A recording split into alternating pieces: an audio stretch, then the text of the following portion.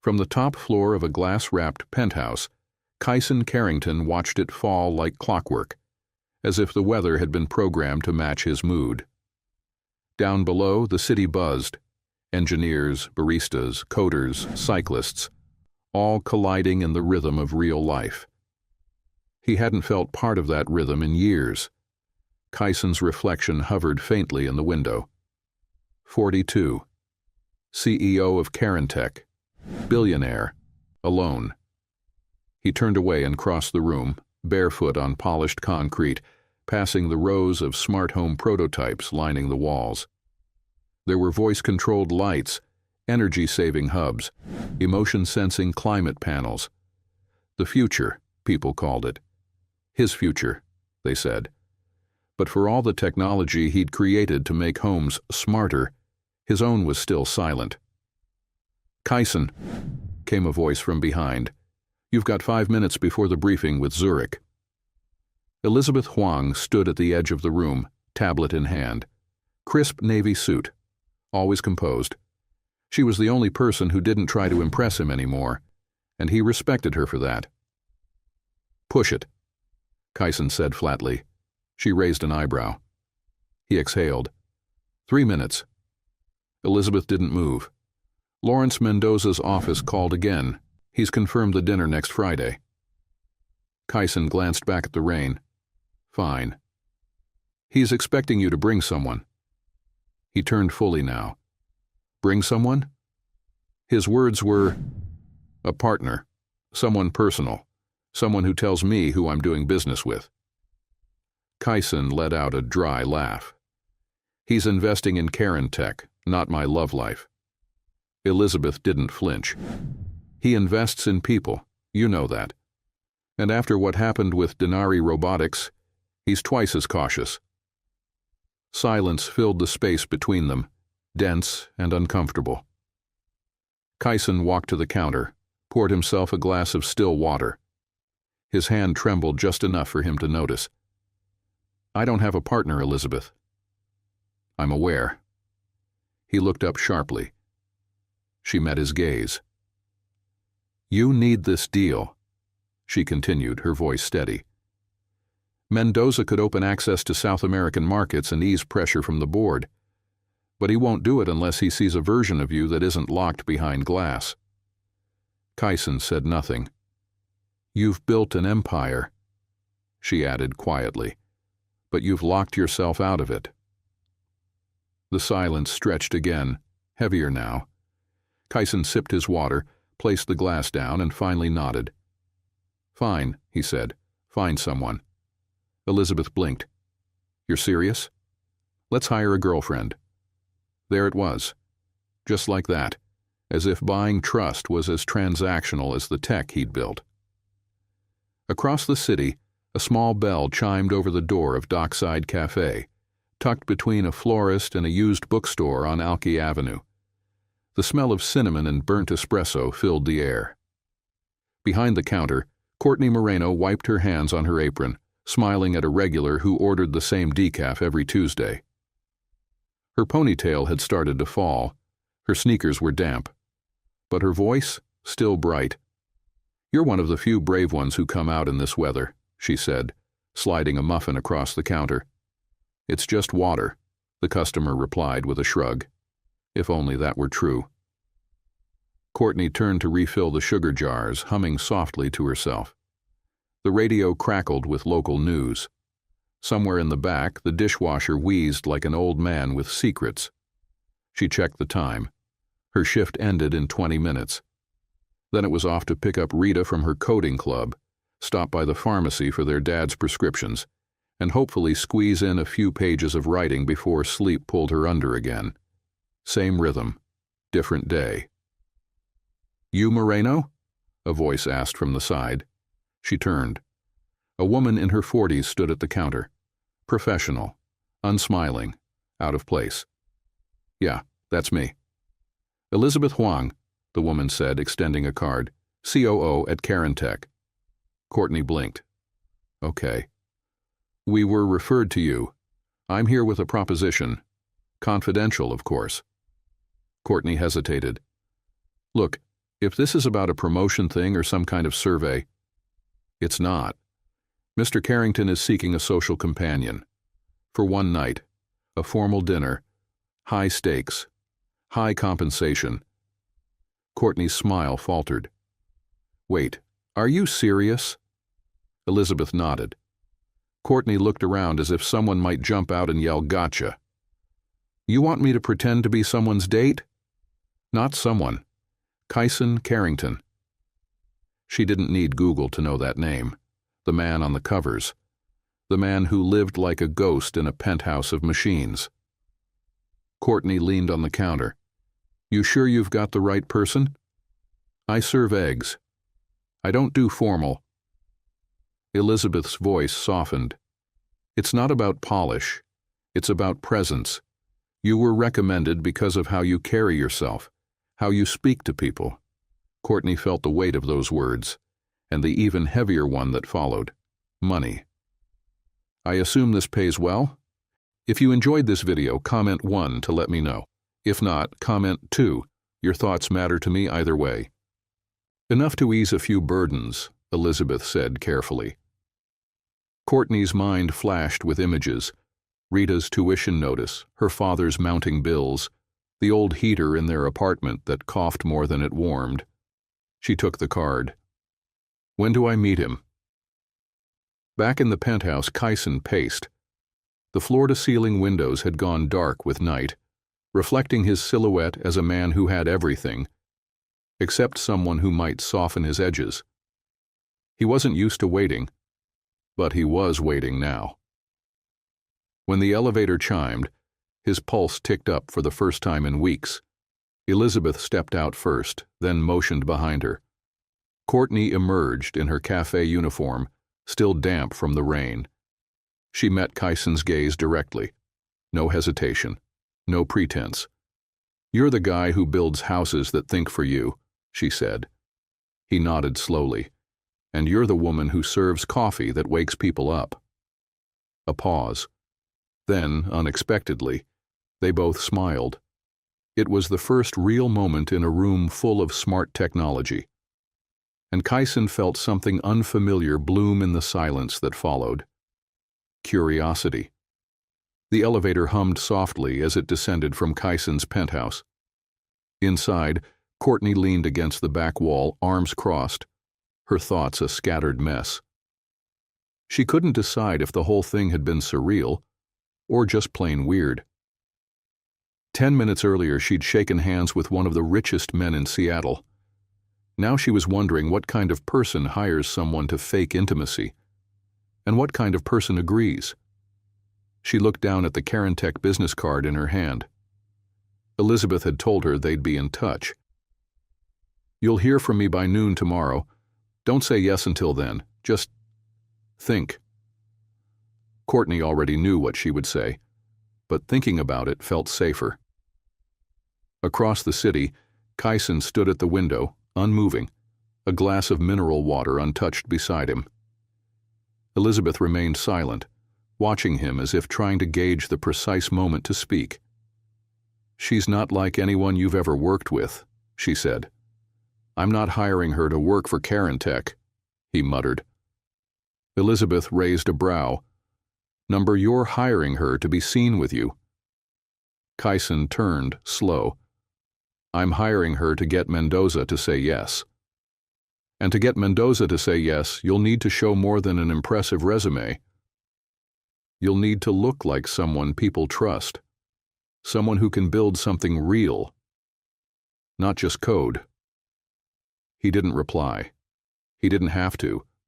Elizabeth had been with him long enough to know he heard everything, even the truths he didn't want to face. By noon the next day, the rain had finally stopped. Courtney sat on a bench outside the community college, where she'd just dropped off Rita for her part-time coding class. The air smelled like damp cedar and fresh asphalt. Her phone buzzed. Elizabeth Huang, incoming call. Courtney answered with a quiet, "Hello?" "We're confirmed," Elizabeth said. "Dinner is in 6 days, formal attire. Kyson would like to meet again before then. Tomorrow morning, 10 sharp. You'll be meeting his stylist and attending a brief etiquette session. Courtney blinked. I didn't even say yes.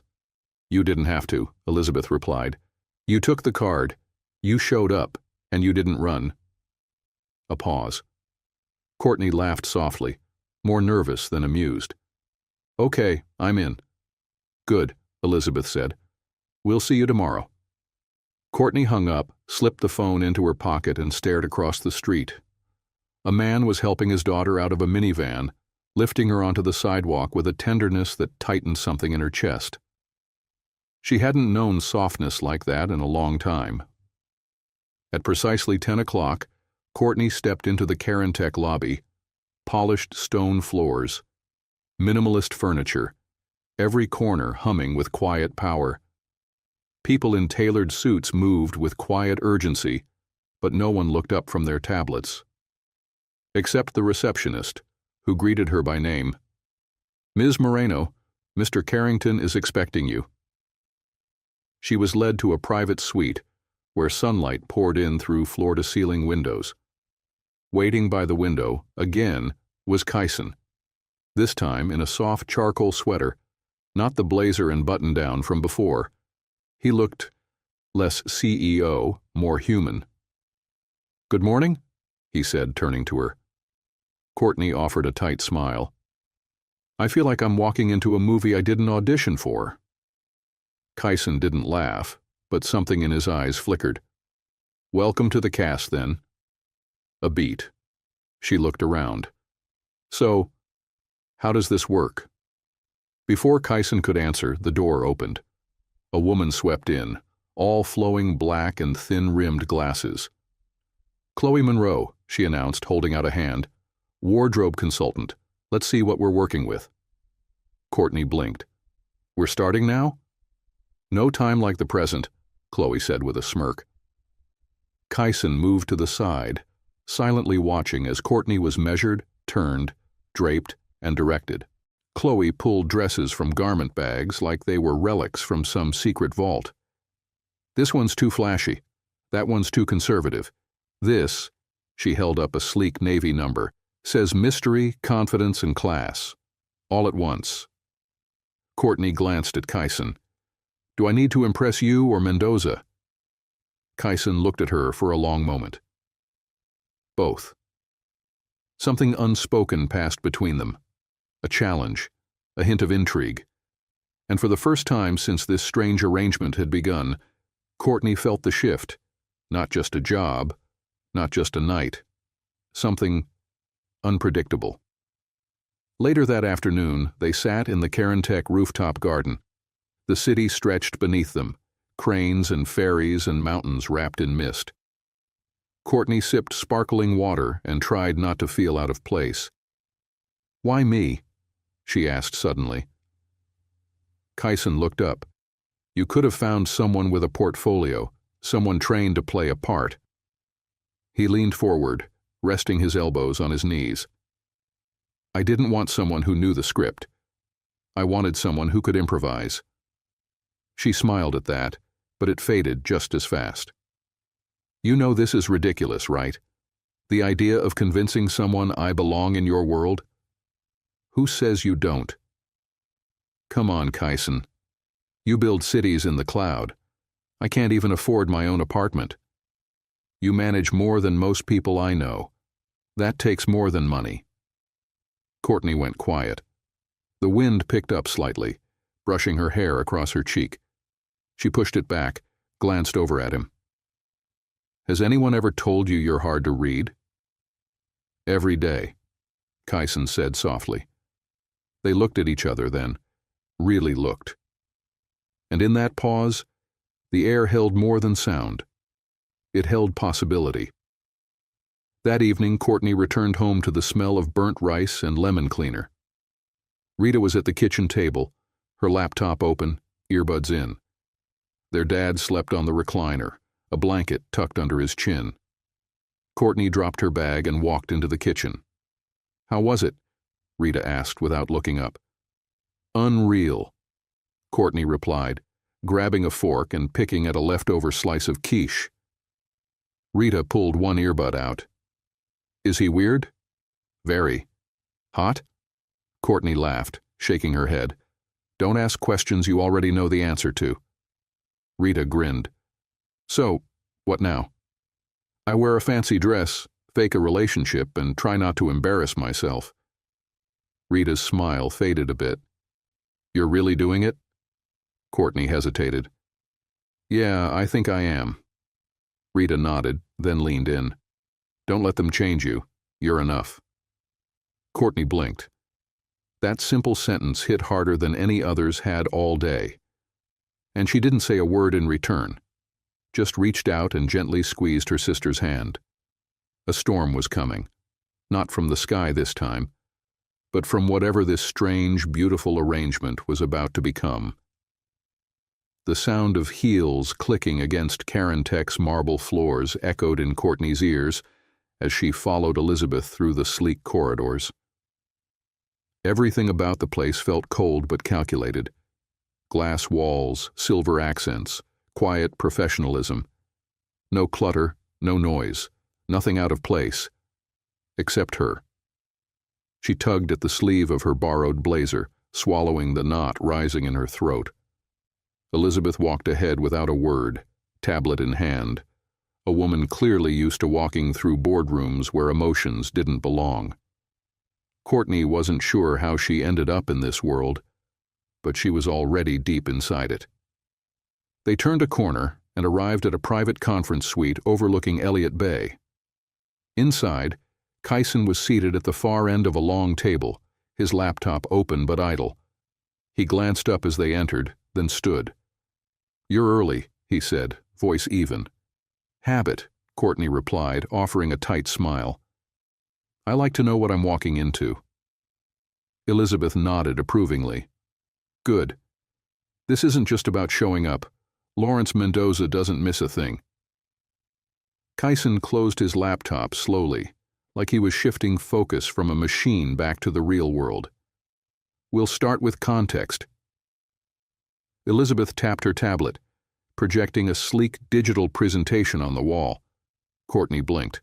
You built a whole slideshow. For me? It's the Mendoza file, Kyson said. Who he is, what he values, how he operates. He's old school. He doesn't trust people who look too polished. He wants real. Then why hire me to pretend?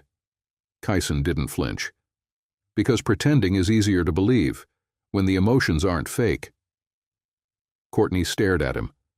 The room seemed to slow down, the humming of the ventilation system suddenly louder in the silence.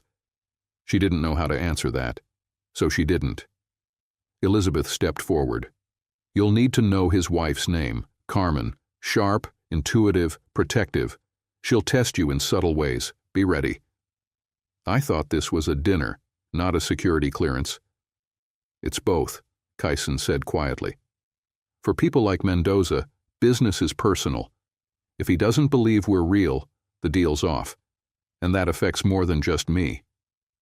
Courtney looked away, jaw tightening. She didn't want to care about his success. But she did, somehow. Okay, she said finally. Then let's make it look real. The following day, they met at a quiet rooftop cafe in Capitol Hill. No suits, no slideshows.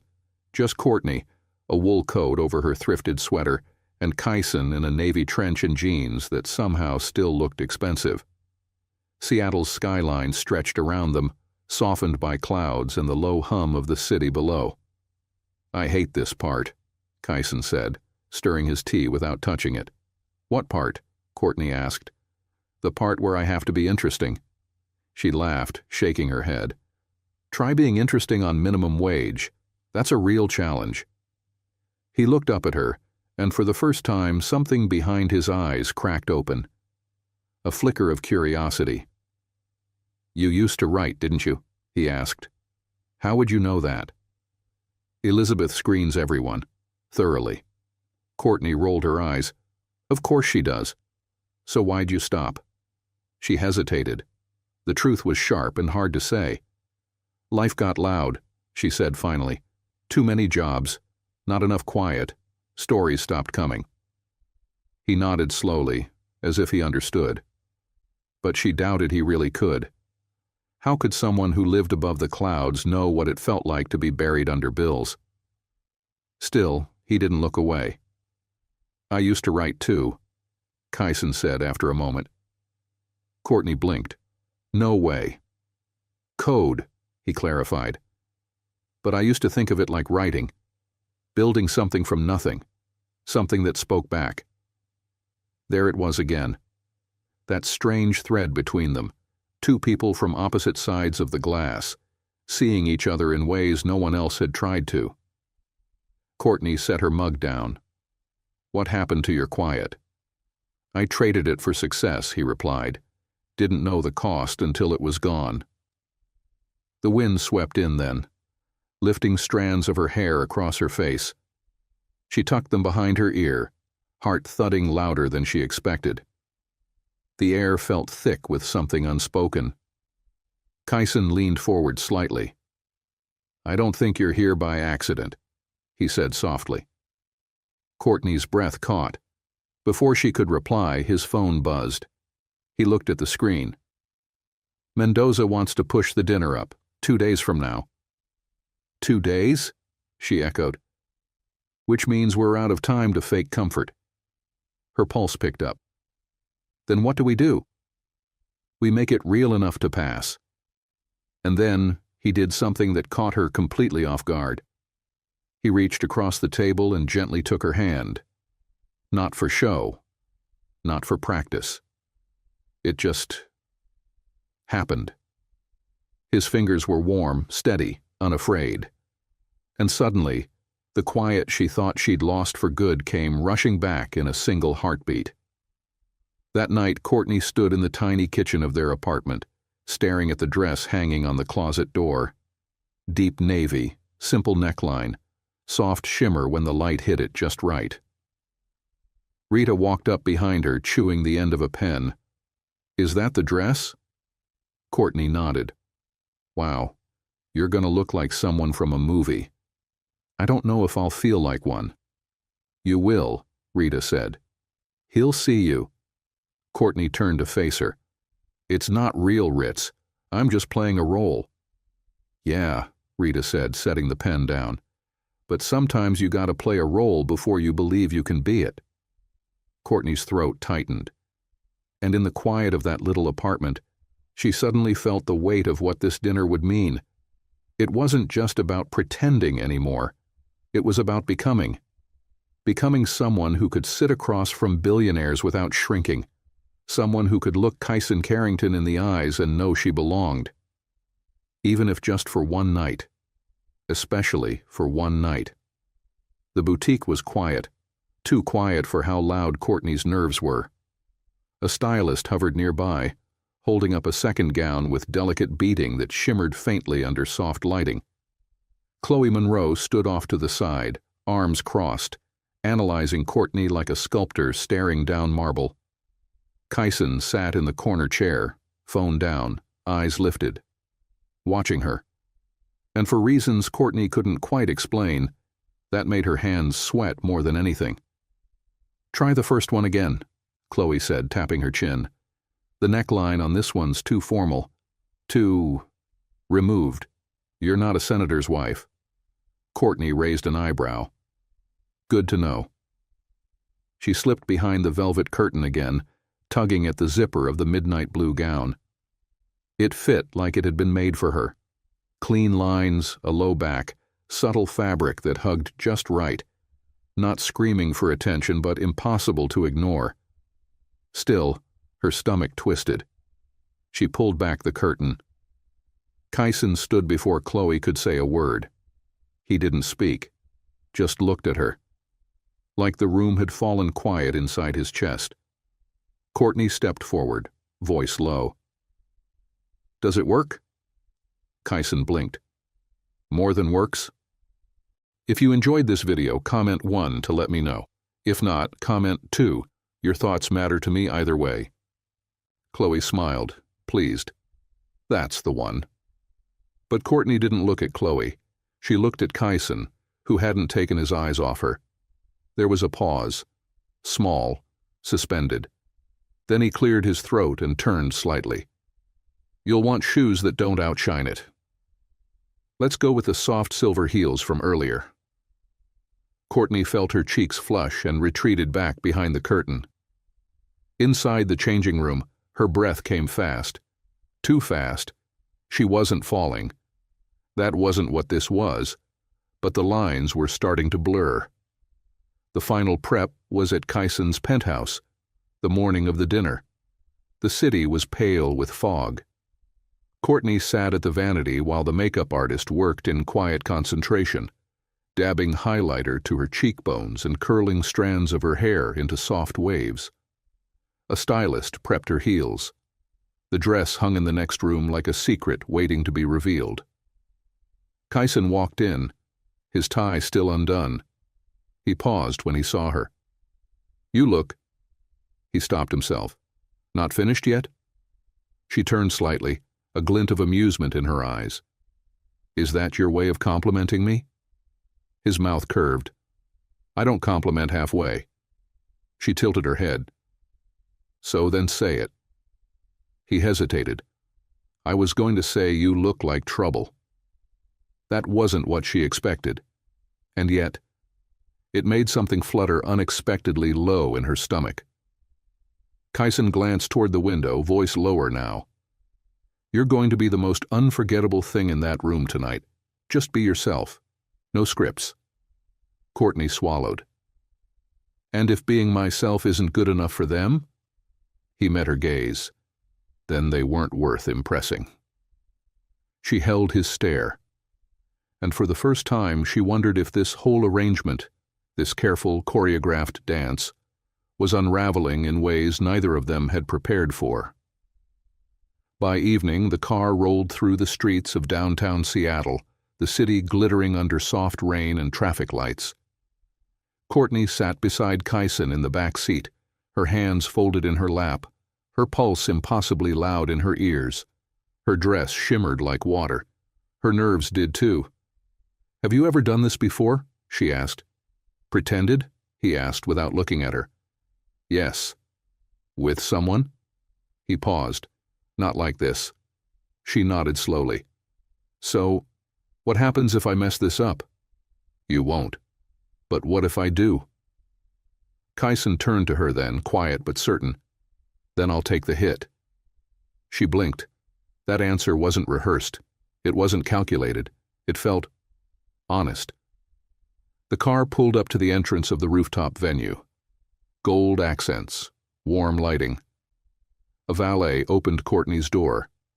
Kyson stepped out first, then extended a hand to help her out. The second she stepped into the entryway, the temperature in her chest dropped. All eyes turned. Wealth moved differently in rooms like this. It didn't need to speak loudly. It lived in posture, subtle smiles, knowing glances. Kyson leaned in slightly, his lips near her ear. "They're watching. You've got this." Courtney nodded, heart pounding.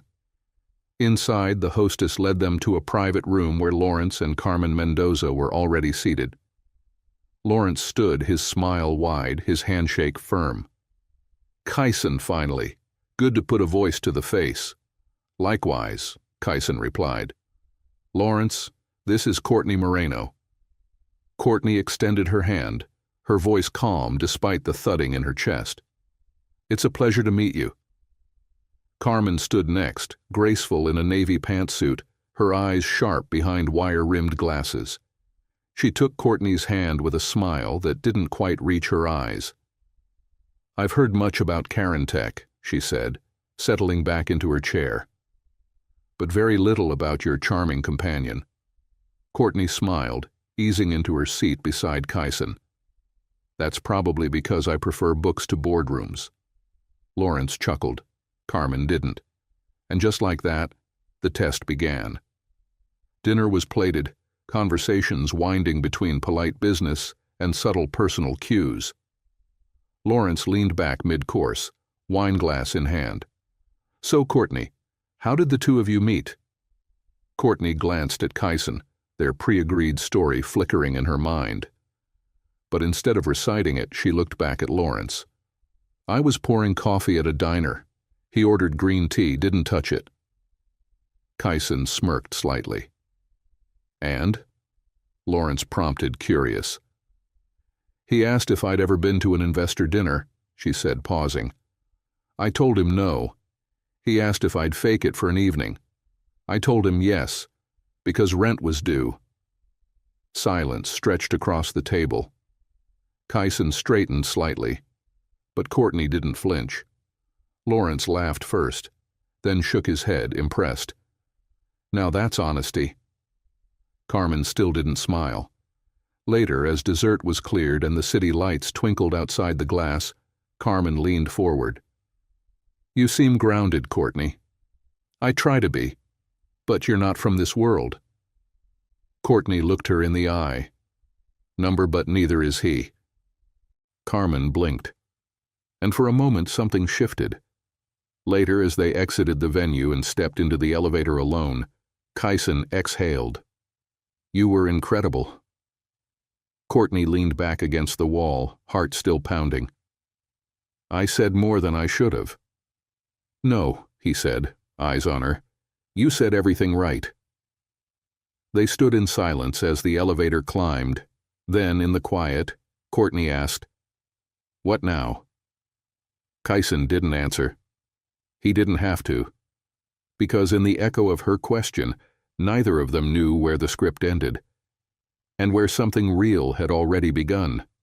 The next morning, sunlight cut through the fog like gold threads unraveling the sky.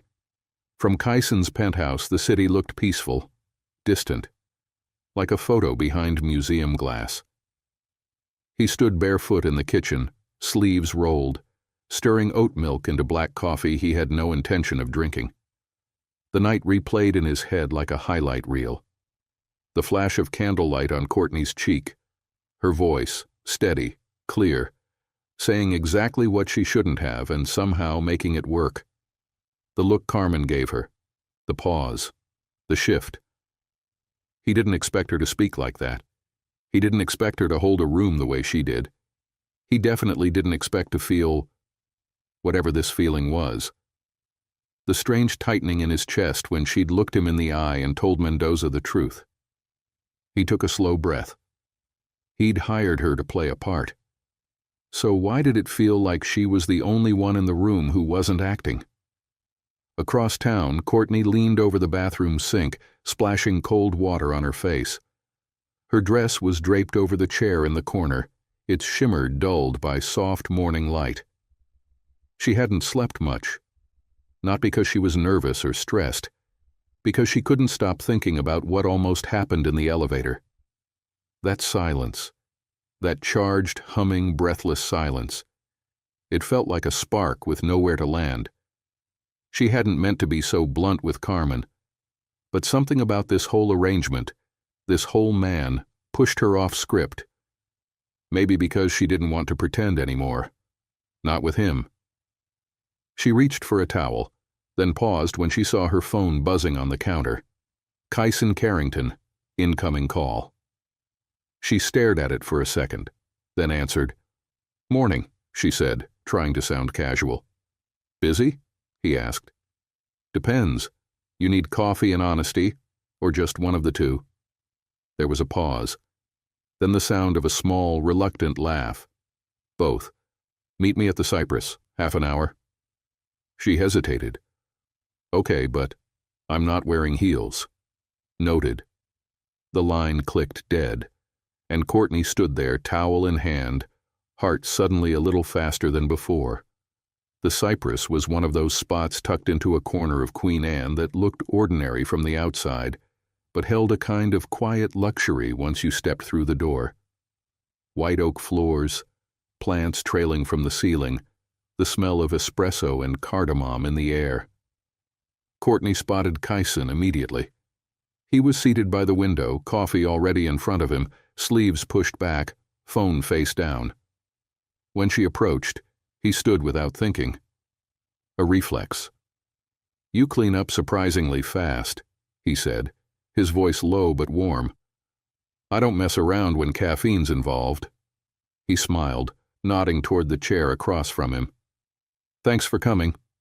She sat, You called. There was a beat. Kyson leaned back, watching her. You did well last night. Courtney folded her hands. We survived. That's not the same. Lawrence emailed this morning, Kyson said. He wants to move forward. She blinked. Seriously? He said Carmen was impressed. Courtney raised an eyebrow. You sure we're talking about the same Carmen? She saw something she wasn't expecting. Because I told the truth? Because you didn't pretend to be what you thought they wanted. There it was again, that look in his eyes, the one that said he was seeing something past the surface, and maybe she was too. You hired me to fake a relationship, Courtney said, voice softer now. But every time I try to follow the script, you go off book. Kyson looked down at his coffee. Maybe I'm tired of scripts. You live by them. I used to. He glanced out the window, the rain just starting to thread down the glass again. My last relationship ended because I couldn't be who she needed, he said, barely louder than the coffee grinder buzzing in the background. I thought if I built enough, accomplished enough, I'd be safe, that no one would leave. Courtney didn't interrupt. I stopped showing people who I was. It became easier to show them what I'd built. Courtney leaned forward, elbows on the table, voice gentle. And now? Kyson looked at her. Now you're sitting across from me, wearing yesterday's mascara and saying things I can't ignore. She smiled. Sounds dangerous. It is. Their eyes held for a moment too long. Then his phone buzzed, breaking the moment. He glanced at the screen, then set it aside. Clara's expecting us at the office in an hour, he said. She wants to go over next steps with the Mendoza team. She also asked if you'd be joining. Is that part of the deal? He paused. It's not in the contract. Then why'd she ask? Because she knows me. Courtney hesitated. And you want me there? He didn't answer immediately, just held her gaze. I want you where you want to be.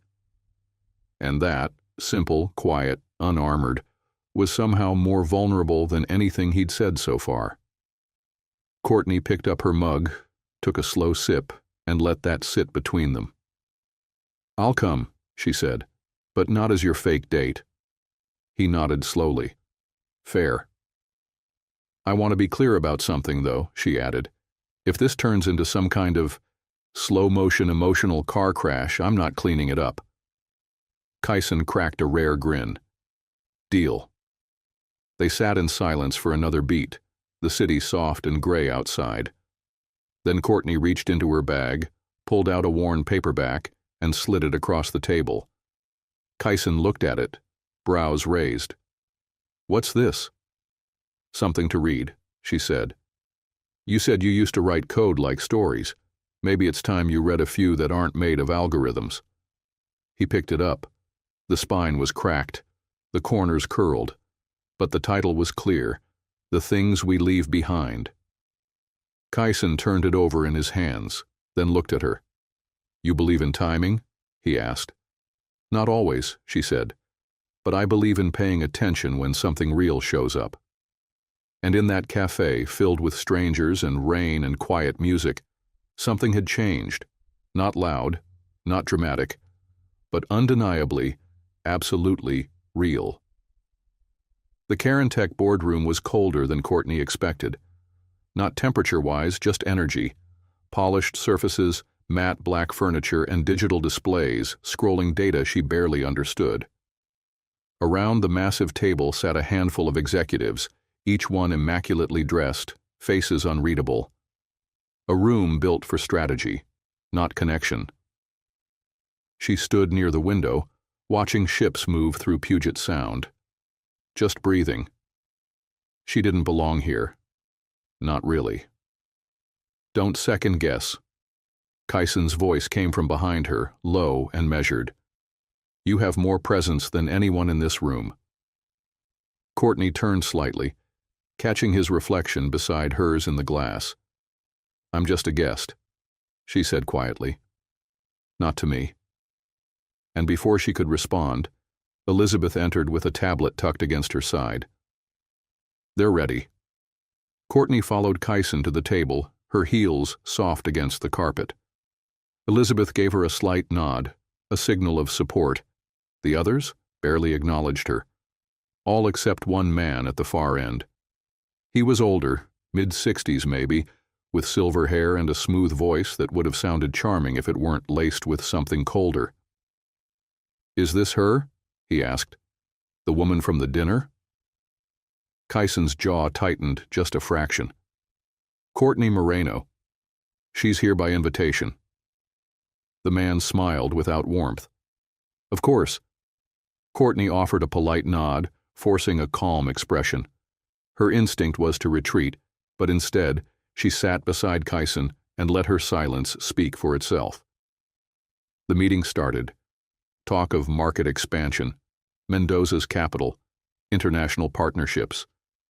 Courtney couldn't follow every term, but she read the room better than she read numbers, and what she saw was tension. Kyson leaned forward as Lawrence Mendoza's face filled the screen via video call. "It's a pleasure to have you with us again." "Pleasure's mine," Lawrence said. "My team's excited about the partnership." "And Carmen?" Kyson asked, almost cautiously. Lawrence chuckled. "Still skeptical, but I told her the woman at your side had something she rarely sees in these rooms." "And what's that?" Kyson asked. Lawrence smiled. "Heart." Courtney blinked, stunned for a second, then smiled. Small, real. The call moved on, but something in the room had shifted. Later, when the meeting adjourned and the room cleared, Elizabeth lingered. "You handled that well," she said to Courtney, arms crossed.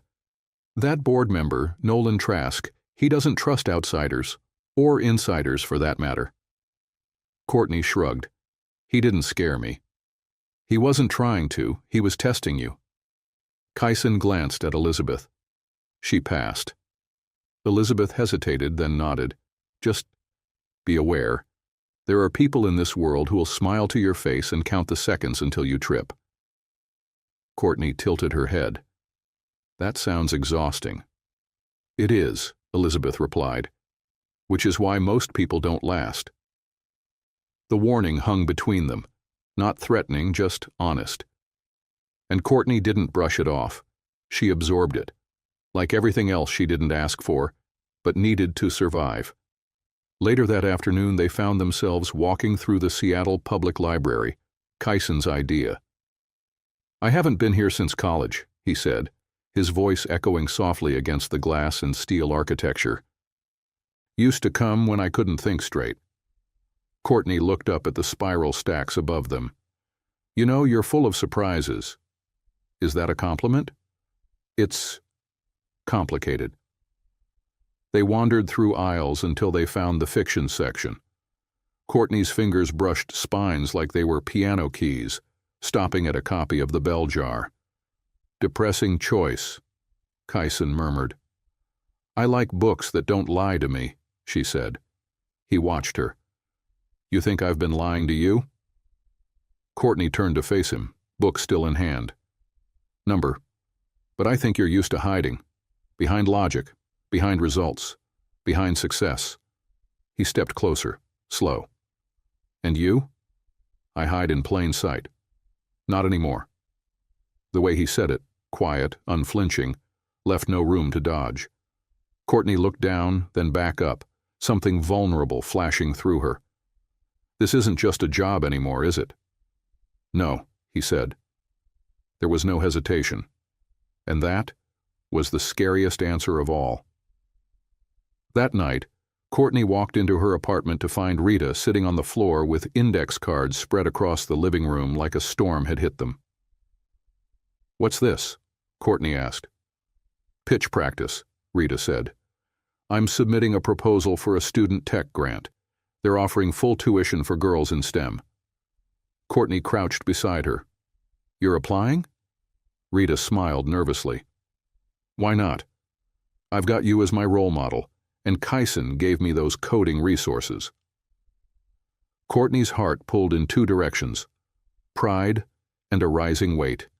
She'd agreed to pretend. Now her life, and Rita's, was starting to orbit something dangerously close to real, and she wasn't sure she was ready for the gravity of it. Later, after Rita went to bed, Courtney sat on the couch staring at her phone. The screen was blank, no new texts. She typed one anyway. "You're not what I expected." She hovered over the send button, then deleted it. She didn't know where they were heading, but she knew it wasn't just business anymore. Not when the lines had already blurred. Not when Kyson looked at her like she was the first real thing in a world of simulations. And definitely not when her heart, despite every warning, was already starting to believe what her head was trying to deny. The morning came in quietly, but Kyson was already awake.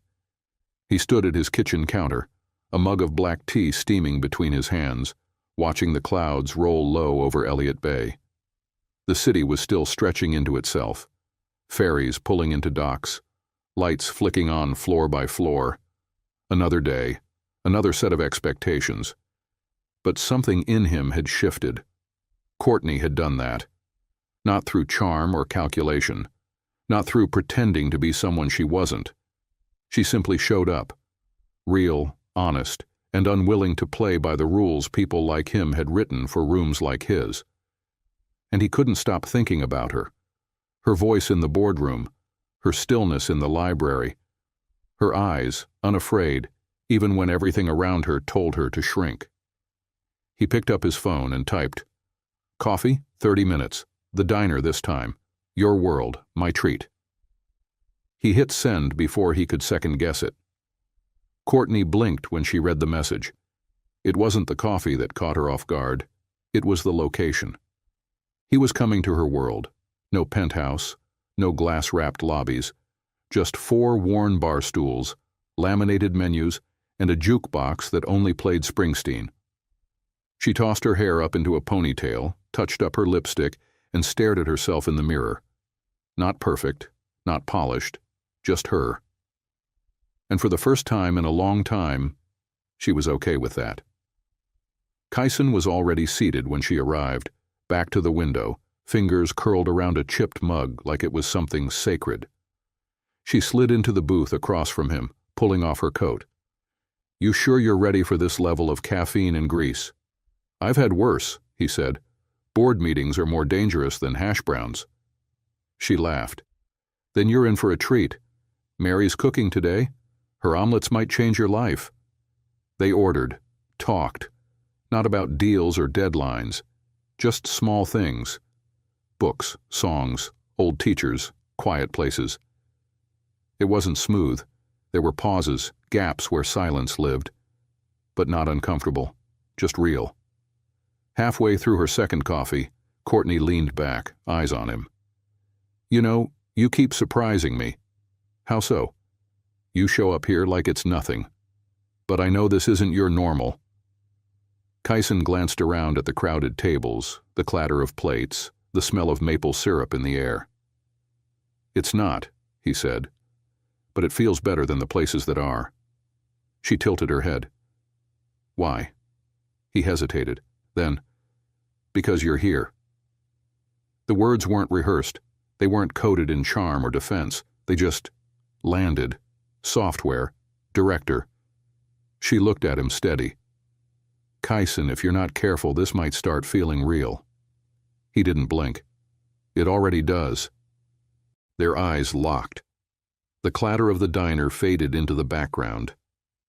But before anything more could be said, a shadow crossed the window behind Courtney. A tall figure, camera in hand, then another. Kyson's expression shifted instantly. He turned, jaw tightening as 2 photographers snapped photos through the glass. One of them raised his phone, recording. Kyson stood abruptly. "We're done here." "Wait."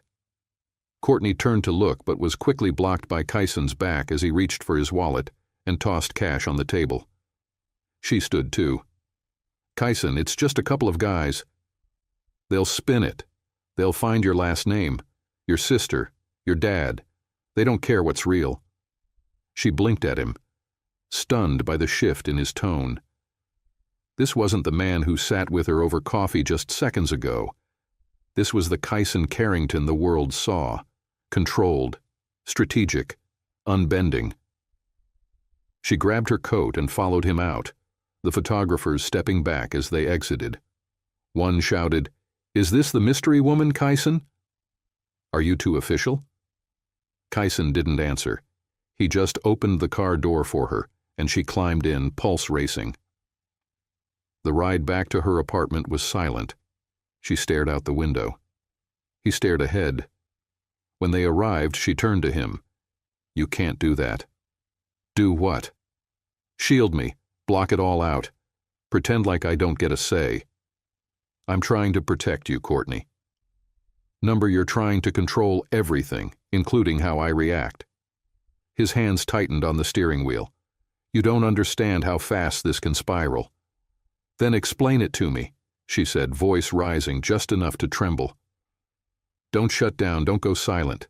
Talk to me." He looked at her, finally, eyes stormy with something deeper than frustration. "I've been here before," he said.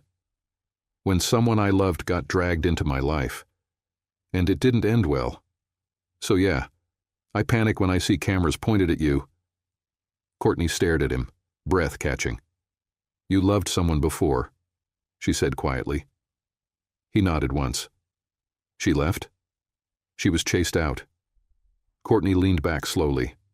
"I'm not her," she said. "I know." "Then don't treat me like a ghost from your past." Kyson exhaled, long and heavy. "I'm not good at this," he said. "The part where I let people see behind the curtain." She softened. "Just a little." "Then start small." There was silence. Then, his voice barely above a whisper, "I don't want to lose this. Whatever this is." She reached over, hand gently resting on his. "You won't. Unless you try to run the whole thing like a machine." He let her hand stay there, warm, anchoring, and in the stillness of the car, with the world spinning too fast outside, they both sat in something rare. Truth, not perfect, not polished, but undeniably human, and somehow worth holding on to. Courtney hadn't expected her face to show up on a trending tab. It wasn't a headline. Not yet.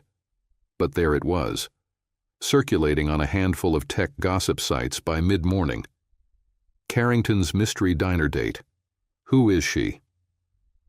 Low-res photos snapped through the window, her laugh frozen mid-moment, Kyson beside her looking entirely too calm for a man who'd built his life on silence. She stared at the screen while standing behind the counter at Dockside Cafe, apron on, espresso humming in the background.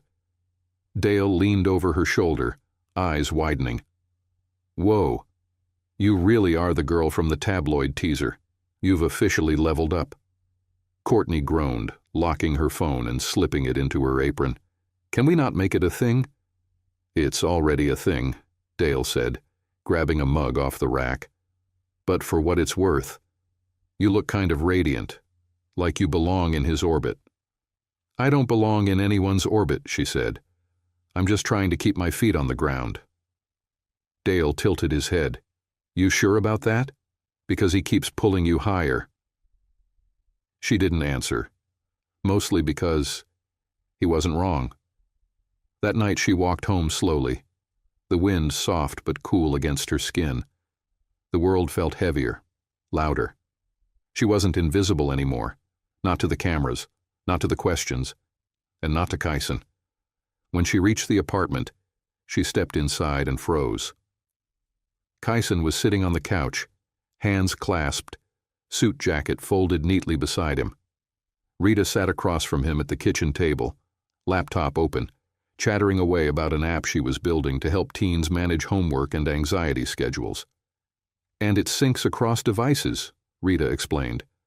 "Plus it has like soft prompts with audio cues for breaks so you don't feel overwhelmed." "I'm calling it MindNest."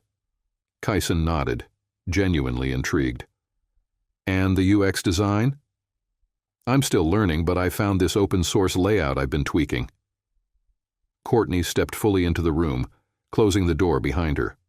Rita turned. He brought pie. Courtney blinked. Pie? Marionberry, Kyson said. From that bakery in Capitol Hill. Elizabeth says it's the closest thing to a truce offering. She raised an eyebrow.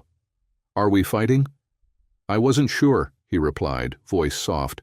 So I came prepared. Courtney looked at him for a long moment, then moved to the table and sat beside her sister. All right, let's talk about the app. Rita lit up, walking them through her mock-up while Kyson listened, asked questions, even suggested a developer community she could join. Courtney watched him out of the corner of her eye. This was a man who had been taught to build walls, not bridges. And yet, here he was, in her small kitchen, eating pie, listening to her little sister like it mattered. After Rita went to bed, the two of them sat on the worn sofa in the glow of a single lamp. The city lights flickered through the window, casting soft shadows on his face. You didn't have to come here, Courtney said. I wanted to. She looked at him. Are you always like this? Like what? Measured? Intentional? Showing up with dessert as a strategic apology? Kyson smiled faintly. Only when I think I've said too much or not enough. Courtney let out a quiet breath. They're digging now. The blogs, the stories. It's starting. I know. And you're okay with that? He looked at her. Number. But I'm more okay with it than I am with disappearing from this. She searched his face. From what? You. The room fell silent. He leaned forward slightly, elbows on his knees. This started out as a transaction. I know that. But I haven't felt more human than I do when I'm with you. Courtney's throat tightened. Kyson. He reached into his coat and pulled out something small. A folded piece of paper. She unfolded it. A hand-drawn sketch of an interface. Soft lines. Smooth icons. A prototype of MindNest, he said. I mocked it up while you were working your shift. I think Rita has something big here. Courtney stared at it, stunned.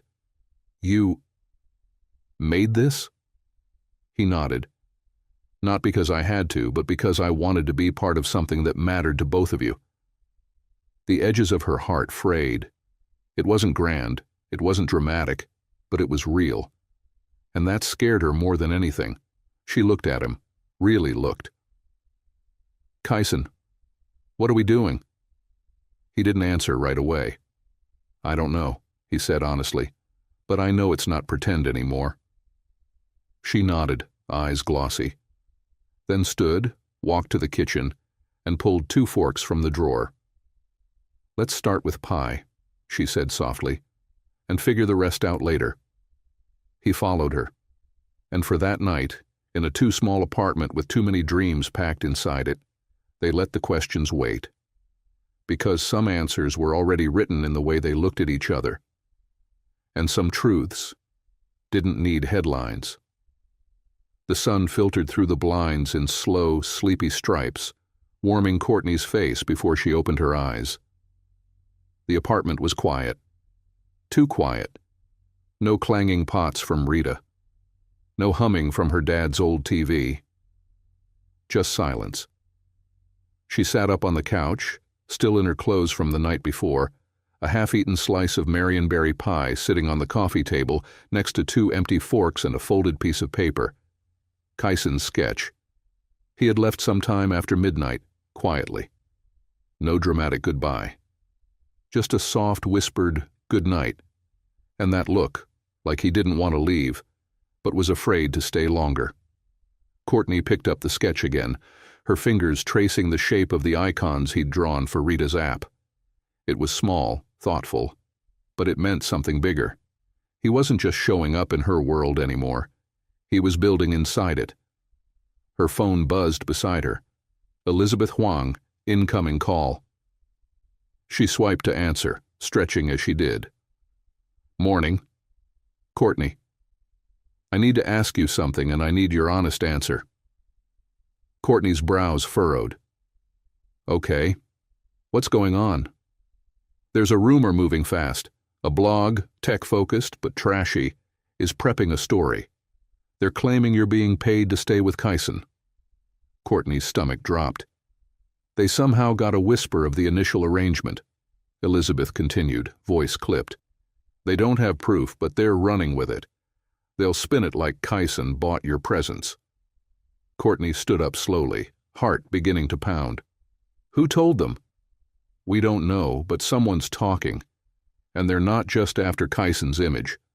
They're coming for yours. The silence stretched. I never asked for this, Courtney said, her voice barely audible. I know.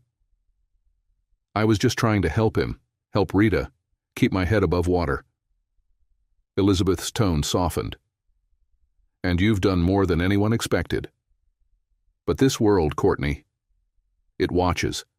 And when it doesn't understand something, it invents its own version. Courtney sank back onto the couch. What do I do? Let Kyson handle it. He's used to this. She didn't respond. Because that was the problem. He was used to it. She wasn't. By noon, Kyson's phone hadn't stopped buzzing. Notifications, emails, a text from Clara with a link to a blog headline that twisted his stomach. Carentech CEO playing house. Sources say girlfriend was hired for investor appearances. He read the article twice. It was vague, salacious, speculative, but it hit too close to the truth. He knew this moment would come. He just didn't think it would feel this personal. He clicked off his phone and walked into the conference room, where Clara was already waiting, her arms crossed. She's not answering my calls, she said. She's scared, Kyson replied, and probably angry. Can you blame her? He didn't answer. Clara stepped forward. This was supposed to be clean, controlled. One dinner, one investor. I know. And now? Kyson leaned on the edge of the table, exhaling hard. Now it's not about business anymore. Clara studied him. Then fix it. Not with a press release. With her. Courtney sat on a park bench near the university library, her coat wrapped tightly around her, her phone resting face down beside her. She didn't know why she'd come there. Maybe some part of her just needed to feel grounded. Safe. Invisible again. But it was hard to feel invisible when your name was floating around the internet like a scandal waiting to stick. She heard the footsteps before she saw him. Kyson stopped in front of her, coat unbuttoned, face unreadable. I'm sorry, he said softly. Courtney didn't look up. He sat beside her, the space between them tight with tension. They're twisting the story, he said. You know how that works? Do I? She asked, finally meeting his gaze. Because to them, I'm just some girl who sold herself to a billionaire. You didn't. But we let them believe I did. And now it's out there. Kyson's jaw clenched. I should have protected you. You can't protect me from what's already happened. They sat in silence, the wind rustling the bare branches above them. I came into your world knowing it wasn't mine, she said. But I told myself if I stayed honest, if I stayed me, I'd be okay. That somehow the truth would matter more than the optics. Kyson looked at her. It does. To me. She shook her head. Then why does it feel like I'm disappearing in the narrative you built? That landed, and it hurt. Kyson turned away, staring out across the lawn. I never meant to use you. I believe that, she whispered. But intent doesn't erase impact. He turned back to her, something raw flickering in his eyes. I'm not letting them write this story without your voice in it. Courtney swallowed hard. What does that mean? It means if this is going to continue, whatever this is, it needs to be real. Public. Equal. You want to go public? I want to go honest. He reached for her hand. Slowly. Carefully. And this time, She didn't pull away. "I didn't know I could feel this much again," he said quietly. "But you reminded me, every day with your courage, your quiet, your fight. I don't care what anyone says. You're not a chapter in my story, Courtney. You're the rewrite." Her throat tightened. "Then tell the world the truth." "I will. Not to clean it up, not to save face, but because I matter outside of you." "You do," he said, "more than anything." The wind stirred around them, and in the gray light of that Seattle afternoon they sat together, finally on the same page, and for the first time, no one else's version of the story mattered. The conference room was quiet, save for the faint hum of the projector and the occasional clink of a coffee cup against porcelain. Clara stood near the head of the table, arms crossed, while Kyson stared at the screen in front of them. The press conference was scheduled for noon, 10 hours from now. Courtney's name had already been scraped across 5 blogs and a dozen social media threads.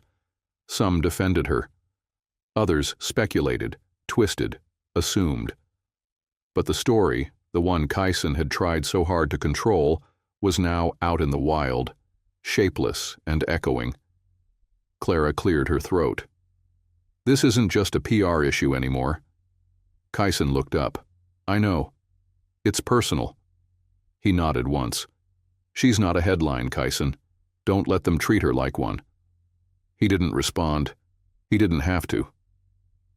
Courtney sat at her kitchen table, laptop open, screen blinking with a half-written email to her old college professor.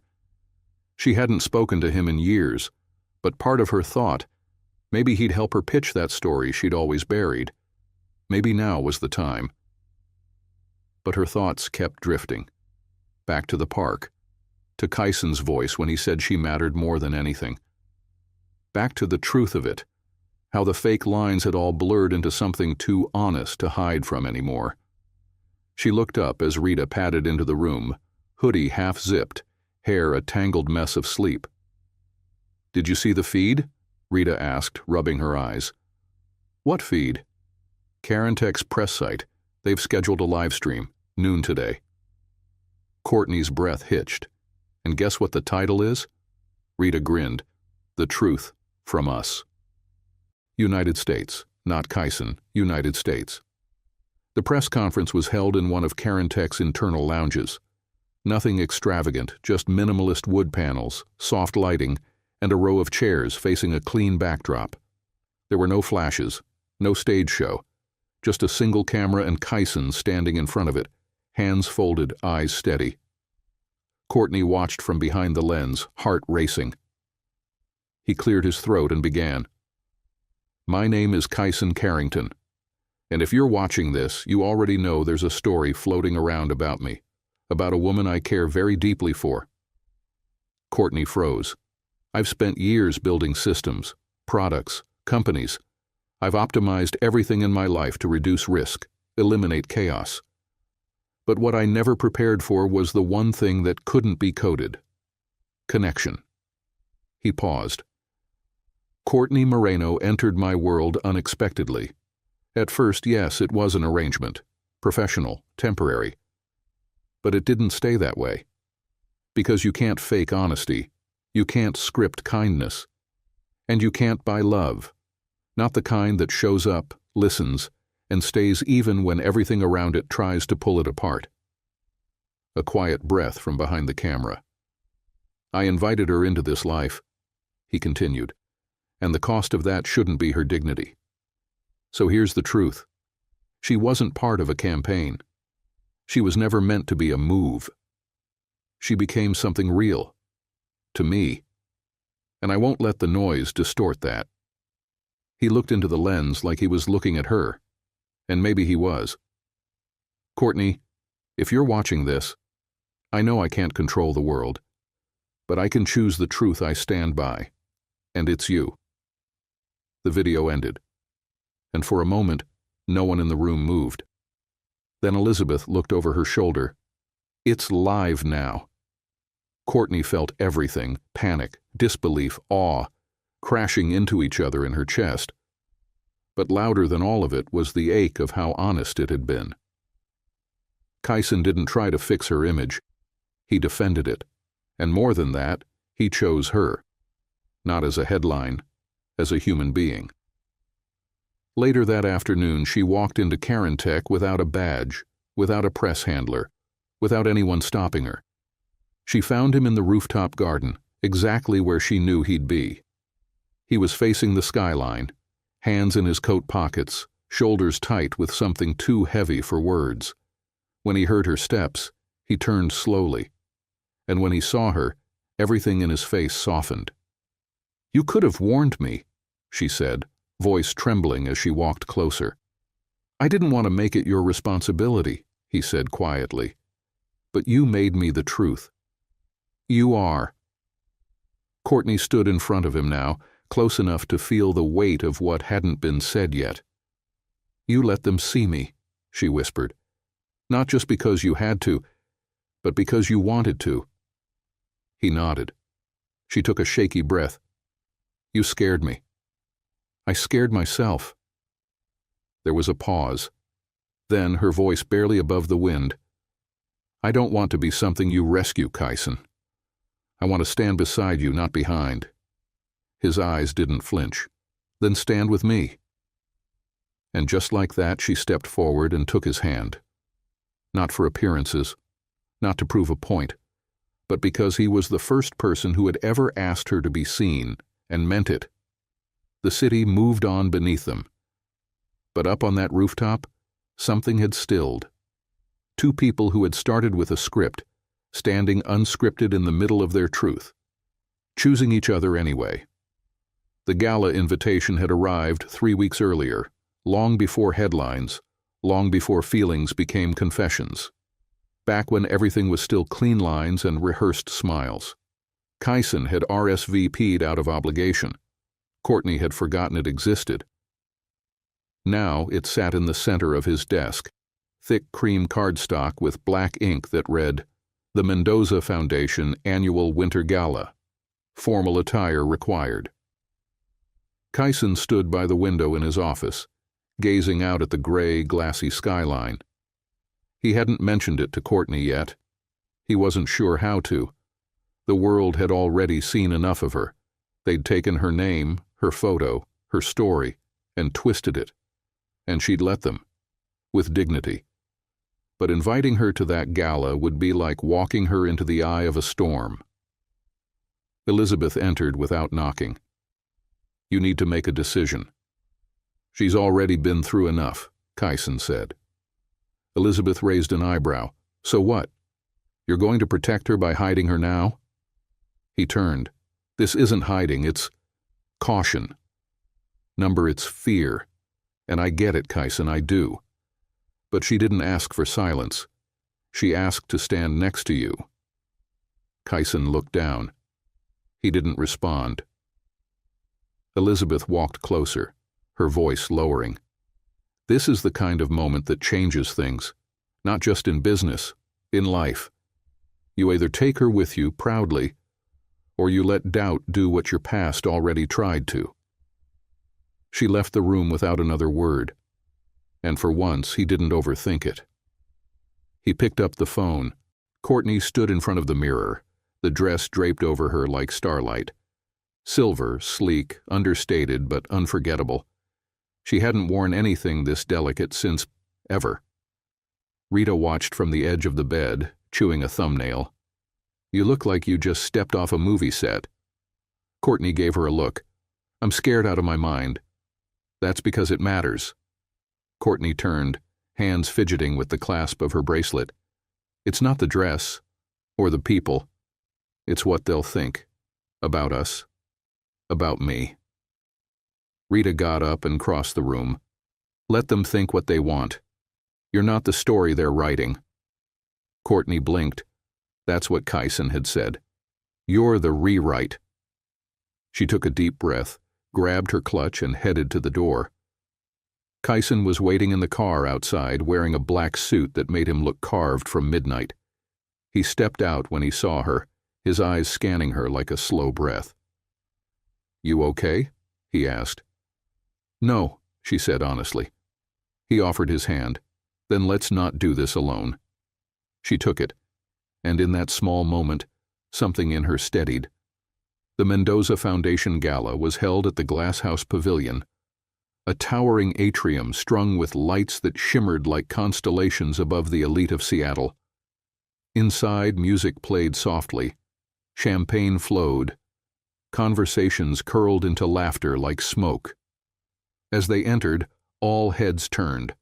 Courtney's spine straightened. She held Kyson's arm tighter, not because she felt like she belonged, but because she was no longer pretending to. Lawrence spotted them first, his warm smile immediate. Kyson, Courtney, you both look grounded. Courtney smiled. That's the nicest thing anyone said all week.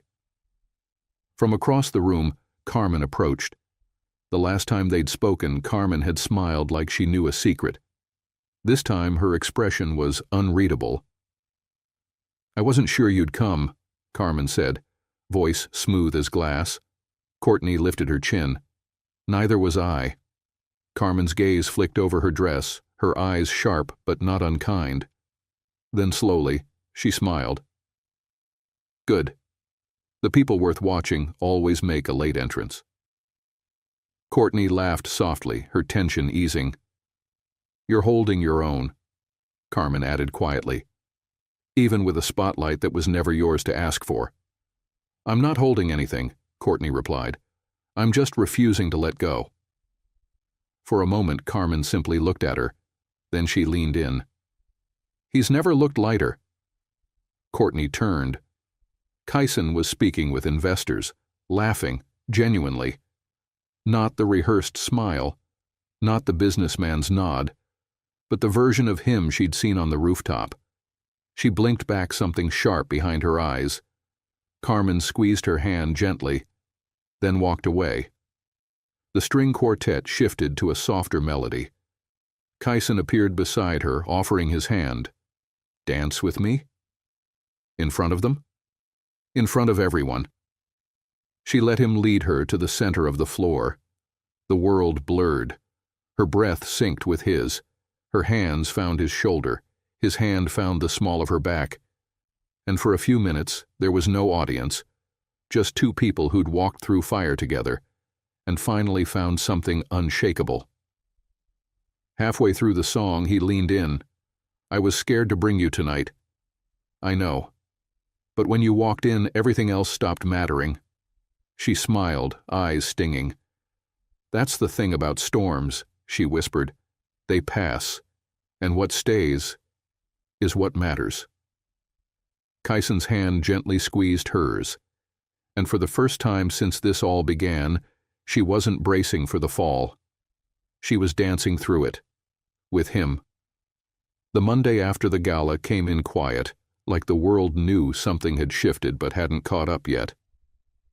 Courtney sat on the floor of the living room, hair still damp from her morning shower, a blanket wrapped around her shoulders. In front of her, a dozen note cards were spread across the rug, plot points, character sketches, bits of dialogue.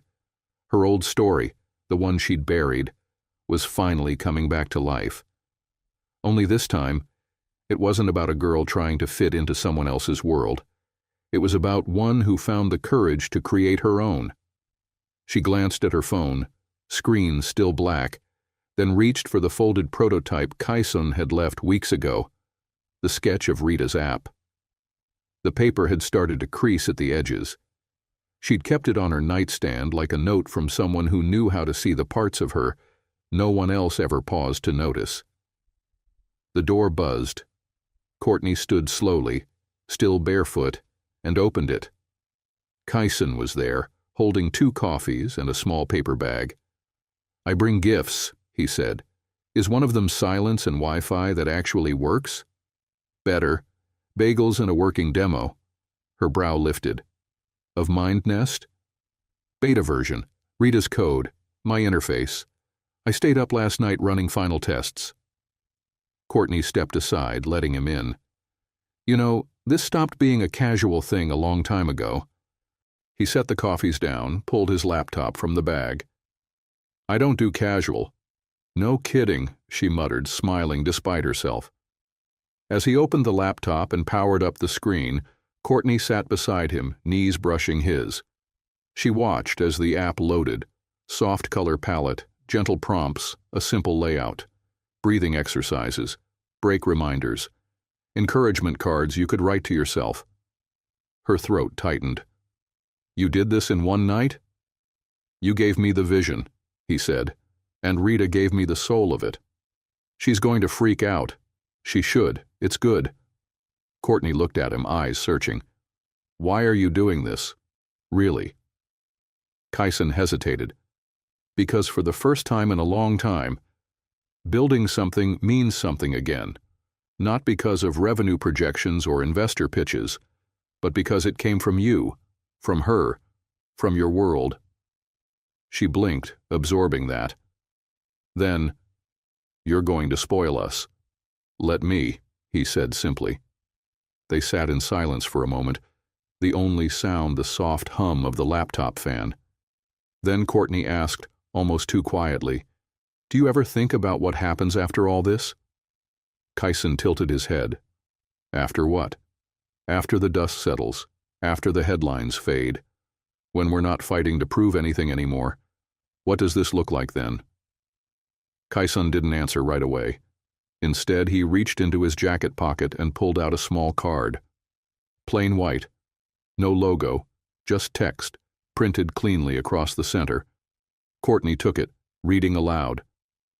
"Carintech Literary Grant for Emerging Storytellers." She looked up at him, stunned. "You're creating a grant?" "For writers like you, who never got the chance because they were too busy surviving."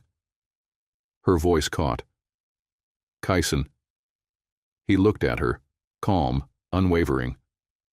"You changed the way I see things, what I build, who I build for, and I want other people to have that same chance." She stared at him, eyes shining. "This was never about just you, was it?" "No," he said softly. "It's always been about us." And in that single word, he collapsed the walls that had once seemed so untouchable. United States. Not her story alone. Not his. But something in between. Unwritten, still becoming, more real than anything either of them had known before. Courtney set the card down carefully. "I want to help run it," she said. "You will. And I want to finish my book. You will. And I want you to stop looking at me like I'm going to disappear." He leaned in, eyes locked on hers. "Then stay." She nodded once. "Okay." His hand found hers, familiar now, but never without weight. "Then let's build this." She smiled. Not the cautious kind she'd worn in the early days when everything was blurred and borrowed. This smile was rooted, certain, present. And somewhere in the background, Rita's door creaked open. "Is that my app?" she asked, squinting. Courtney grinned. "It is. Want to see it?" Rita walked over barefoot, blinking at the screen. "You got the UI working?" "Better," Kyson said. "We're launching it." Rita gasped. "No way." "Way," Courtney said, sliding over to make room. "But only if you promise not to cry until after breakfast."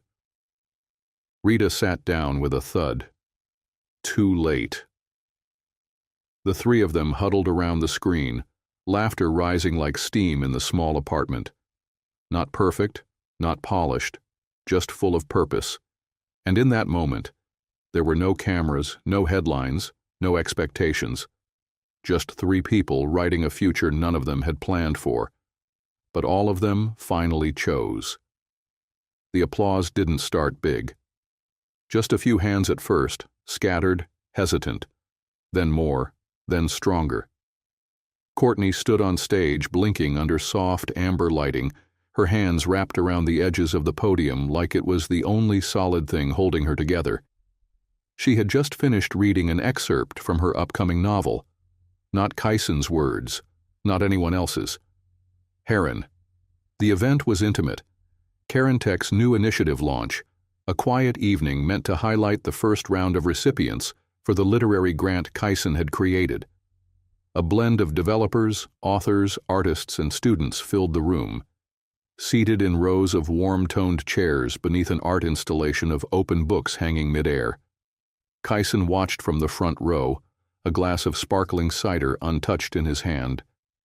He hadn't looked away from her once.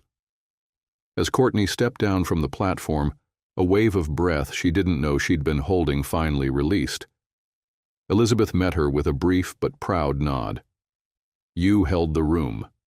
I nearly blacked out halfway through." "No one noticed," Elizabeth replied, dry as ever. "And if they did, they loved you more for it." Kyson was already on his feet when Courtney reached him. "You crushed it," he said, his voice low, just for her. "I almost fell, but you didn't." Courtney tilted her head, smiling. "Is this your way of saying you're proud?" "No," he said softly, taking her hand. "It's my way of saying I'm completely in awe." They stood there a moment too long, the crowd buzzing behind them, music starting to float back into the space. He leaned in. "Can I steal you for a second?" She nodded, letting him guide her away from the chatter, past the main floor, up a narrow staircase that led to a small, private balcony overlooking the room below. The city pulsed outside, lights winking against the glass. "I used to think connection was a threat," Kyson said, staring out at the skyline. "Like it meant I had to give something up." "And now?" Courtney asked. "Now I think it's the only thing worth building." He turned to face her. "You've given me the one thing I never knew how to ask for. Purpose, without pretense." She softened, stepping closer. "I think you always had it. You just needed someone to remind you where it was." He let out a quiet breath. "I've spent years optimizing everything in my life, but nothing about you is optimized. You're messy, brave, honest, and exactly what I never designed for." Her eyes shimmered. "You're not going to propose right now, are you?" He blinked, thrown. "What?" "I mean, this is kind of dramatic. The music, the view, the speeches. It's very proposal adjacent." Kyson chuckled, rubbing the back of his neck. "Not yet." "Good," she said, teasing. "Because if you're going to propose, I at least want to be wearing heels." They laughed, and the air between them warmed into something steady, something earned. Then Kyson grew quiet again, his gaze tightening slightly. "There's something I haven't told you." Courtney's smile faded. "Okay." "It's not bad," he said quickly. "Just something I've been working on, behind the scenes." He reached into his jacket and pulled out a slim, matte black box. Inside, nestled in velvet, was a minimalist silver ring. Not flashy, not loud, just elegant, understated. Her. She stared at it, breath held. "It's not an engagement ring," he said. "Not yet." She looked up at him, waiting. "It's a promise ring. Not because I need to lock anything down, but because I want you to know I'm not going anywhere." Her eyes filled instantly. "You made this?" "I designed it, with a jeweler in Capitol Hill. The inner band's engraved." She slid it from the box, turning it gently. Inside, in tiny lettering, were 5 words. Real. Unscripted. Yours. Always. Courtney covered her mouth. "That's not fair." He smiled. "What?" "That's not casual. That's not even kind of casual." "Good," he said, "because nothing about you has ever been casual to me." She slipped it onto her finger, the metal cool but grounding. And just like that, a dozen chapters between them stitched closed in one breath. Behind them, the party moved on. The music played. Glasses clinked. But up on that balcony, beneath a city that no longer scared her, Courtney let herself believe in forever. Not a perfect one, not a flawless one, but one built together, moment by messy, beautiful moment. She reached for his hand again, their fingers lacing effortlessly. "Come on," she said, tugging him gently back toward the stairs.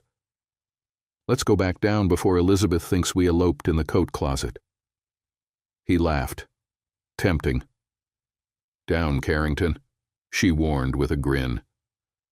But as they descended side by side, the laughter faded into something quieter. Something like certainty. Because when you've walked through chaos with someone, the calm doesn't feel like silence. It feels like home. Courtney stared at her laptop screen, fingers frozen above the keys. One paragraph. That's all she needed. The final paragraph of the story she'd been rewriting, not just on paper, but in her life. The cursor blinked like it was daring her to finish. Outside, the sun was slowly slipping beneath the Seattle skyline, washing her apartment in deep gold. Rita sat on the floor nearby, hunched over her tablet, working on the final design tweaks for MindNest's next update. I think I found a bug in the self-assessment module, Rita said without looking up. Courtney barely heard her. Yeah, the "how are you really feeling today?" prompt doesn't adjust tone sensitivity correctly. It either thinks I'm thriving or spiraling. No in between. Courtney smiled, still staring at the blinking cursor. Sounds like me on a Monday. Rita chuckled. You okay? Courtney leaned back in her chair. I think I'm about to finish this thing. Rita looked up. Wait, the novel? Yeah. You've rewritten the ending like 5 times. I know. But this one feels different? Courtney nodded. This one feels honest. A knock at the door interrupted them. Rita jumped up to answer, already guessing. It's probably Kyson. She wasn't wrong. He stepped in with a tray of 3 drinks, matcha for Rita, espresso for Courtney, and something citrusy for himself. I come bearing peace, caffeine, and potentially world-changing news, he said, setting the tray on the table. Courtney raised an eyebrow. World-changing? Kyson pulled out a folded paper and handed it to her. Take a look. She opened it, scanning quickly, and then froze. You're kidding. It's real, he said. The Mendoza Foundation just pledged funding for a national rollout of MindNest, starting with pilot programs in underserved schools across the West Coast. Courtney covered her mouth, stunned. Rita blinked, eyes wide. They actually said yes? They didn't just say yes, Kyson said. They want Rita to be the keynote speaker for the launch event. Rita stared at him like he'd grown a second head. You want me to speak? Kyson smiled gently. You don't have to. But you built the heartbeat of that app, and I think the world deserves to hear your voice. Rita looked at Courtney, suddenly unsure. Do you think I can? Courtney knelt beside her, taking her hand. I think you're already doing it. Rita's throat bobbed as she nodded, her expression softening into something scared, but proud. Kyson stood quietly behind them, watching the moment unfold. Then Courtney stood, crossing to him. You've done more for her than most people do in a lifetime. She's done more for me than she'll ever know, he said. They locked eyes, and in that glance, it wasn't about apps or grants or standing ovations. It was about what they'd built together. All of it.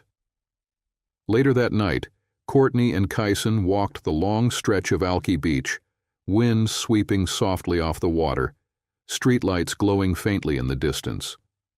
Courtney's shoes dangled from her fingers, her feet sinking slightly into the sand with each step. Kyson walked beside her in silence, their arms brushing every few strides. She finally spoke. When this all started, I didn't think I'd still be here. I did, Kyson said quietly. She smiled. You're annoyingly confident sometimes. I've been wrong before, but not about you. She looked at him, something flickering behind her eyes. Do you ever wonder what would have happened if we'd never met? He shook his head. I don't waste time imagining what I was never meant to miss. Courtney stopped walking. He turned. What? She stepped closer, the ocean whispering behind her. You changed my life, she said. Not because you gave me a stage or a grant or a spotlight, but because you saw me before I saw myself. Kyson reached for her hand, his voice lower now. You didn't need saving. You needed space, and I just moved out of the way. A soft wave crashed behind them. Courtney leaned into his shoulder. You didn't just move out of the way, Kyson. You built the path beside me. They stood there in stillness, the water pulling in and out like breath. Then she whispered, I finished the book. He pulled back, eyes lighting up. You did? Just tonight. The last line came to me like it was always there. What is it? She smiled. It ends with, she didn't escape the world. She learned how to stay. Kyson's throat tightened, and in the glow of that shoreline he didn't need to say anything else. Because in every version of his life, in every version of hers, this was the chapter that finally made it whole. Not the ending, but the home they'd never thought they'd find. The sound of quiet laughter drifted from the kitchen, blending with the clinks of plates and the low hum of jazz playing from the record player in the corner. Courtney stood at the sink, sleeves rolled up, hands covered in suds as she rinsed out the last wine glass. Behind her, Kyson balanced a tray of leftovers, carefully sliding it into the fridge. The place wasn't big. It didn't need to be. Their new home, a sun-filled craftsman tucked in a quiet corner of Queen Anne, was warm in all the ways his old penthouse never had been. The walls were lined with books. Soft light spilled across well-worn furniture, and the scent of rosemary from the tiny herb garden drifted in through the open window. And tonight, for the first time, it had been full of people. Elizabeth had brought a bottle of ridiculously expensive red and a rare smile. Lawrence and Carmen came early and stayed late, Carmen even offering to help set the table. Dale showed up with 3 pies and no silverware.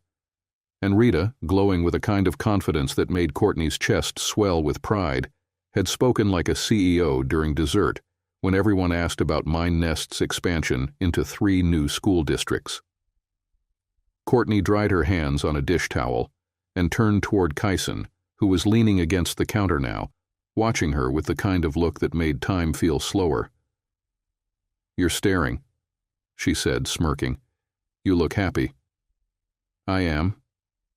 He walked over, pulling her gently by the hand into the living room. The soft wood creaked under their steps. Come with me, he said. She followed him outside onto the porch, where a pair of chairs faced a view of the city's twinkling skyline. He sat first, then pulled her down into the other chair beside him. A light breeze tugged at her hair. I keep thinking about the first time I saw you, Kyson said. In that diner, rain coming down in sheets. You had no idea who I was. Courtney smiled. I thought you looked like someone who hadn't slept in years. I hadn't. There was a pause, a quiet between them that didn't need to be filled. I used to believe people only showed up for you when you gave them something, he said. Money, status, control. You believe that because that's all people ever expected from you. He turned to her, something soft in his expression. You never expected anything. She reached for his hand, fingers weaving through his. That's not true.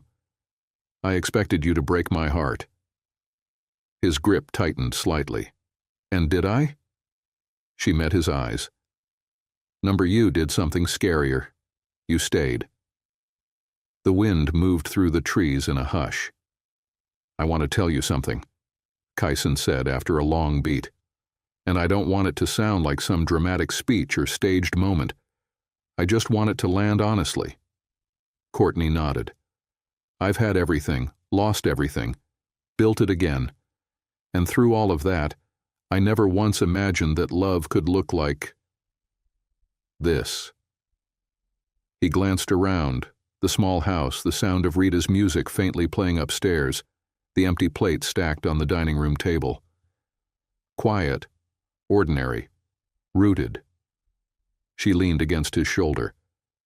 I used to think love had to be this thing that overwhelmed you, that knocked you over. But you were steady. You didn't knock me over. You gave me space to stand. He exhaled, slow. I love you, Courtney, not because of what we survived or what we built or what we proved, but because of what you taught me about being human. She closed her eyes for a moment. Let it all settle in her chest. Then let me say mine, she whispered. He turned, listening. I love you because you never tried to fix me. You just listened. You showed up. When everything felt unstable, you were the thing that didn't move. Tears filled her eyes but didn't fall. And because of you, I started believing I could write again. I started believing I deserved to. Kyson reached into his jacket pocket and pulled out something small and square. She raised an eyebrow. Are we making this a habit? He handed it to her. A card, not fancy, just ink on cardstock. Moreno House Publishing. Establishment 2026. Her breath caught. I filed the paperwork this week, he said. It's yours, all of it, so you can help publish the stories the world forgets to tell. She looked at him, overwhelmed. You didn't have to. I know, but I wanted to. Because your voice, it won't stop with just one book. It shouldn't. She placed the card in her lap and cupped his face gently in her hands. You make it really hard to stay mad at you. He grinned. That's the idea. They sat there for a long time, watching the city, saying nothing. And then Kyson said, One more thing. Courtney groaned. Kyson. He pulled a small velvet box from his coat. Just listen. She froze. This isn't a surprise, he said. You saw it coming the second I said one more thing. She laughed through a tear. Maybe. He opened it. Inside a ring, simple, gold, no diamond, just a single small emerald, green, grounded, alive. I'm not asking for a show or a yes right this second, he said. I'm just asking you to keep doing what we've been doing, which is choosing each other, every day, even when it's hard, even when it's messy, especially when it's quiet. She took the ring from the box, held it in her palm. Is this a yes? He asked gently. She looked at him, really looked, and smiled. It's an always. A year later, Courtney stood in the aisle of a small independent bookstore in Portland. She wore a soft navy dress, hair tucked behind one ear, holding a copy of her debut novel, The Smart House, a story about what comes after the storm. A young girl approached shyly with a dog-eared copy. Miss Moreno, will you sign mine? Courtney smiled. Of course. Kyson watched from across the room, holding their baby daughter in his arms. Lena, just 7 months old, cheeks round and sleepy against his chest. Rita stood beside them, laughing with one of the grant recipients who was now a published poet herself. Elizabeth, uncharacteristically misty-eyed, filmed the moment on her phone. Outside, the city went on. But inside that little bookstore, love had rewritten everything. And in a world that never stopped asking for proof, Courtney had given them a story that didn't need to scream. It simply stayed, present, real, home. If you enjoyed this video, comment 1 to let me know. If not, comment 2. Your thoughts matter to me either way.